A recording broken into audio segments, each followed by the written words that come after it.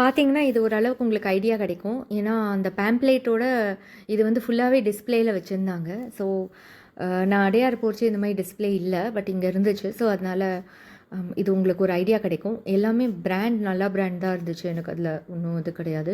Doubt இல்ல. நான் போனது வந்து சில்வர் வாங்குறதுக்கு தான் போனேன் நானு. சில்வர் வாங்கி அந்த சில்வர் வாங்கினது என்னங்கிறத நான் அப்புறம் காமிக்கிறேன் உங்களுக்கு.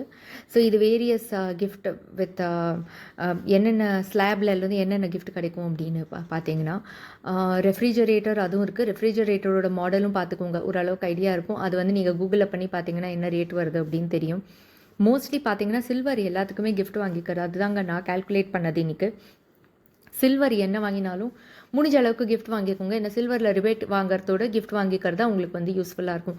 கோல்டில் வேணால் அன்றைக்கே நான் சொன்னேன் 7% 8%க்கு கம்மியாக இருக்கிறது இல்லை 7% கம்மியாக இருக்கிறது வந்து நீங்கள் நார்மலாக நீங்கள் கிஃப்ட் வாங்கிக்கிறது பெட்டர். அதுக்கு மேலே இருக்கிறது இருந்தீங்கன்னா அது கொஞ்சம் அவங்கக்கிட்ட ரிடக்ஷன் வாங்கிக்கிறது தான் பெட்டர். 16% 12% 13% அந்த மாதிரி இருந்தால் அவங்க சப்போஸ் 2.5 to 3% அவங்க கம்மி பண்ணுறாங்கன்னா அப்போ வந்து அந்த டிஸ்கவுண்ட் வாங்கிக்கிறது பெட்டர். இதுதாங்க மாடல். இதுக்கிட்ட எடுத்திருக்கேன். இது நீங்கள் கூகுள் பண்ணி பார்த்து உங்களை எவ்வளோ ரேஞ்ச் அப்படின்னு நீங்கள் பார்த்துக்கலாம். மொபைல் இது எனக்கு இது வந்து நான் வந்து போன ஒரு 2-3 months முன்னாடி மர்ஃபி ரிச்சர்ட்ஸ் வாங்கியிருந்தேன். ஸோ அதுவும் நல்லா தான் வேலை பண்ணுது.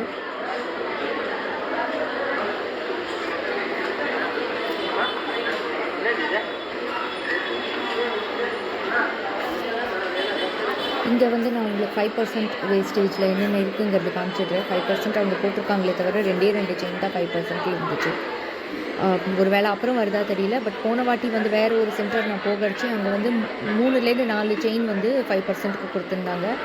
இங்கே வந்து 2 செயின் தான் ஸ்பேரே இருக்குது அப்படின்னாங்க. ஸோ நீங்கள் ஃபோன் பண்ணி கேட்டுட்டு போங்க போகிறதுக்கு முன்னாடி. அப்போ தான் பெட்டராக இருக்கும். இதில் பார்த்தீங்கன்னா ஃபுல்லாகவே டீட்டெயில்டாக கவர் பண்ணியிருக்கேன். ஜட்ஜும் பார்த்திங்கன்னா முதல்ல எனக்கு ஜட்ஜ் பற்றி தெரியாது. பட் இங்கே வந்து கிளியராக பை ப்ரெஸ்டீஜ்னு கீழே போட்டிருக்காங்க. ஸோ உங்களுக்கு ஒரு ஐடியா இருக்கும். ஜட்ஜ் வந்து கேள்விப்பட்டிருக்க மாட்டோம். நானும் கேள்விப்படல. பட் இது வந்து பாக்ஸில் வந்து பை ப்ரெஸ்டீஜ்னு போட்டதுக்கப்புறம் அது ஓகே அப்படின்னு தோணுச்சு.